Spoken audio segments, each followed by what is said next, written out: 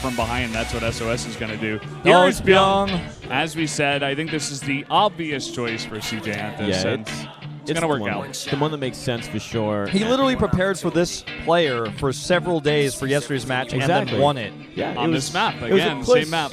Close match though. You got to admit, I think Kira can certainly turn it around this time. He experienced what Byung had prepared, so I don't think we'll see the same sort of game this time.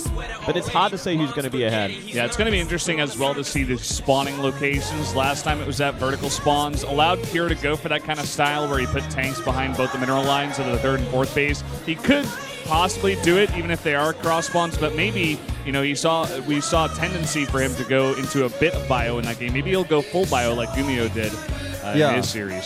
Like I was saying yesterday, I feel like if you want to harass, you can do enough damage, but if you can never stop the mech army from maxing, half bio, half mech is never going to be as good as pure mech, and half bio, half mech is never going to be as good as pure bio compositionally in a fight, in a big max out battle. Well, let's see what they have planned. It could even be just a mech versus mech this time. I wouldn't be surprised. Kira looked like he wanted to go that way last game, but then he kept adding in bio. Yeah, we do see Kira's ratio, his record here against Terran has not been good for this season, but he is trying to mix it up. We saw a bit of that yesterday. Will he try it again today? Let's find out game number 2 right now on Iron Fortress.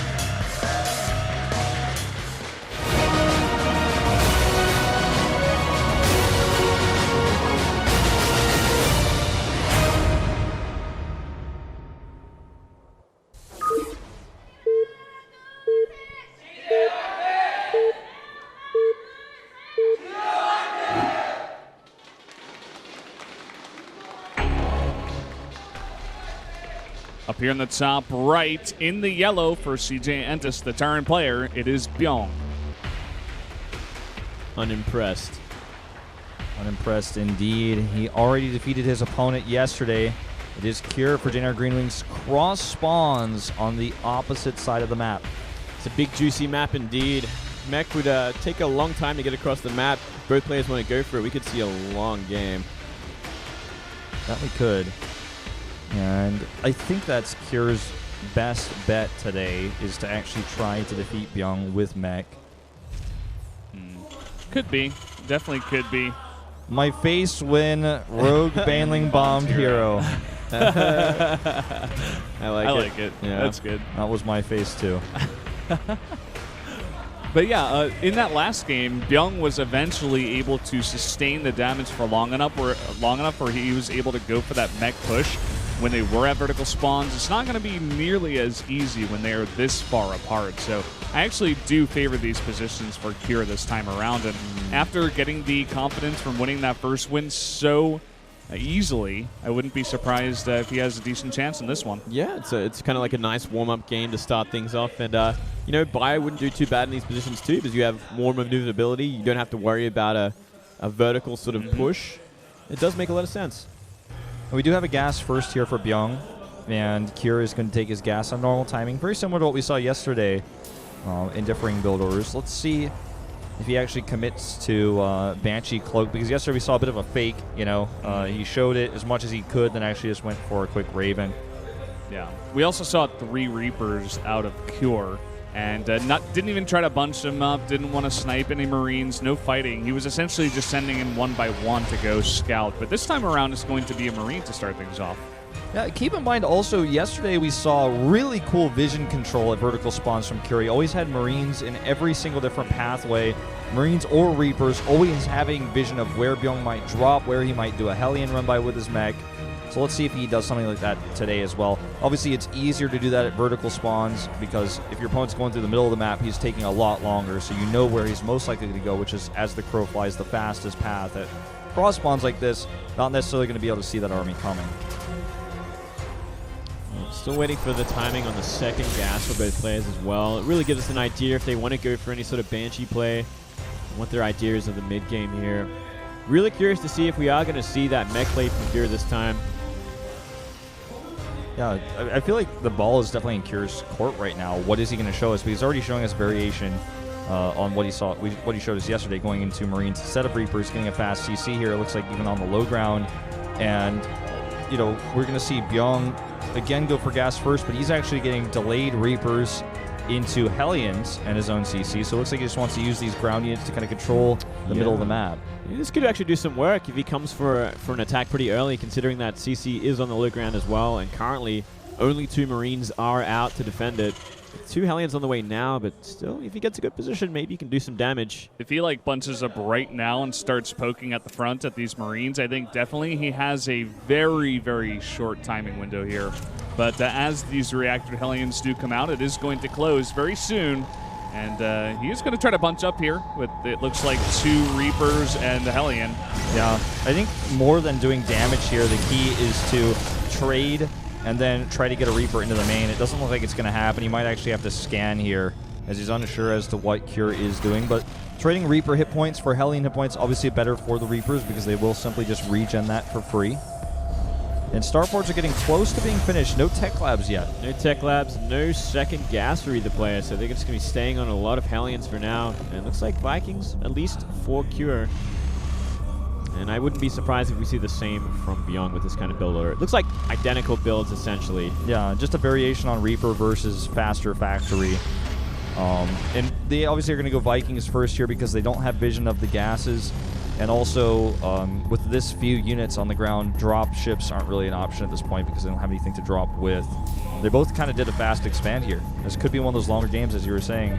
The engineering bay is interesting from Kira as well. He's going to use these for turrets. I was going to say it could be like early upgrades maybe for some kind of push, but because he forgoes that gas, he's not going to have a Raven out here. So he's going to just put the extra minerals into some turrets, and he's going to have those all game long. But this push coming across the map from Kira, or from Byung rather, is not too flimsy. Yeah, it's definitely going to be a solid push. He needs to make sure his Hellions are split. They already are decently split, but because he invested so much into these turrets, he's not going to have a bunker. This is definitely advantage Byung when it comes to this initial fight. Let's see how bunched he is, though. He's very bunched up, so great shots here for Cure, but still, he's got better firepower. Retreating like this as well, going to put him in such a bad place. Oh, boy. A Viking will land, though. And it looks like overall a slightly better trade for Byung, but not disastrous as it could have been. Yeah, Kure kind of kept himself alive in that one somehow. Had to sacrifice some mining time and a couple of SCVs, but will survive. He also, I don't know if you guys noticed, but Byung put his Hellions on move command to chase for like a second too long, so he missed a shot, and that gave an extra shot to Cure. And look at this, going to be a drop behind this for Cure to try and even things up. This could do a lot of work as well, though. There are Vikings out for Byung. He isn't in position with them. Yeah, that's true. And there's no turrets or anything like that, so this could find some damage, especially if Cure is moving out again. Oh yeah, this could do a lot of damage. This could be a game-ending sort of damage, as long as he can defend back at home with a decent sort of spread on his Hellions. And you know what's funny is that Hellion that's about to get added to the dropship, that 4th Hellion, should have been on the watchtower. And because it's not, he doesn't see this coming, he doesn't make bunkers. And this is going to be so much damage, as you said. And there's a Raven and Viking waiting for the drop. Here we go. Oh boy, gonna line him up. He's got so many extra Hellions here. Cure doing a decent job not lining his Hellions up though, and he's gonna pull the SCVs once again. And with the Viking, he may be able to hold this one, but now it's only the Viking. He's gotta get that repair down. Oh, he's losing so many SCVs at the same time. Looks like it is gonna force a retreat. The Viking will go down. Oh my a lot God. of SCV damage. I don't know how he sneaked in here. 13 kills and maybe even some more. 16. This should not have happened. He was microing too much at the attack. Yeah, he had nothing back at home to defend against this, so it was pretty much free range attacking the mineral line there. And there just wasn't enough of a trade back at that natural. So really nice advantage for Cure in terms of SCV damage. I think that Cure actually, with this harassment, is massively ahead, almost so much so that Byung needs to do a follow-up attack. He might want to just repair and bring some SCVs and do an attack, or maybe go for a drop. He's getting Blue Flame, which is something that Cure is also getting. It looks like he's just content to sit back for now, but he's got a significant SCV deficit as a result.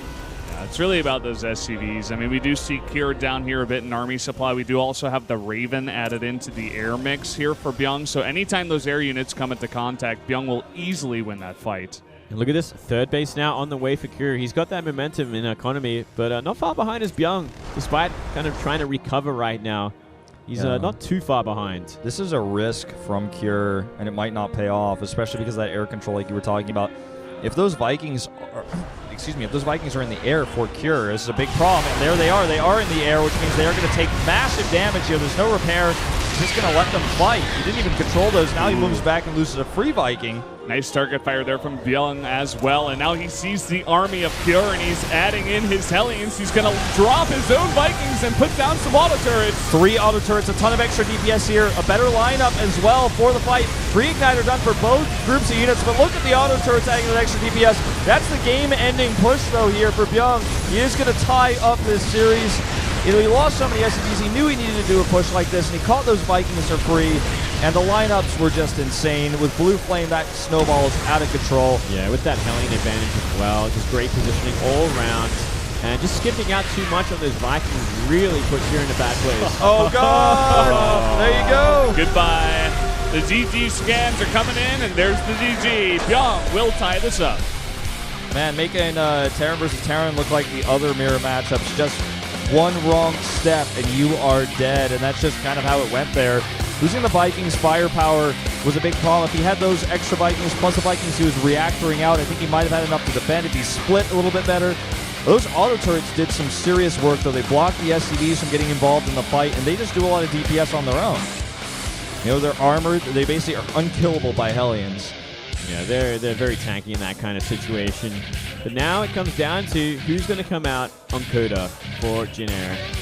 We got a few plays that we could think of. You know, SOS always there to do the job. Same with Rogue. Maru. Yeah, you got Trap as well. I think Trap is not a bad choice here. He's been focusing mostly on the PvT matchup. He played on this map twice versus KT, both starting days. But I don't think you can use Trap here when you have Maru, SOS, and Rogue all doing so well these days. You only have 3 more players to use. Yeah, that makes a good point as well. SOS is always versatile. Like Moonglade said, I feel like you could really come out on any map and snipe anyone at this point, just based on the play we've been seeing over the past couple of days and even last week. But I think that Rogue also wouldn't be a bad pick here. He's got Echo after Coda, and I feel like he's definitely favored against Byung. And then maybe Terraform is the one map where it's like, let's see who comes out. I think if you want to use Rogue, you might want to save him for Hero. I think SOS is really flexible. Maru, I'm not so sure if you really want to TVT with him right now. No, I don't think so. So I think that's why I say Trap. I just feel like it's too much of a risk to send SOS or Rogue out here when they're much more useful later on, I feel. And I think Trap is a good filler. He's been preparing for this matchup versus Flash. And I like Trap personally going into this. Well, it could happen, but guys, we're going to take a 5-minute break. We'll be right back.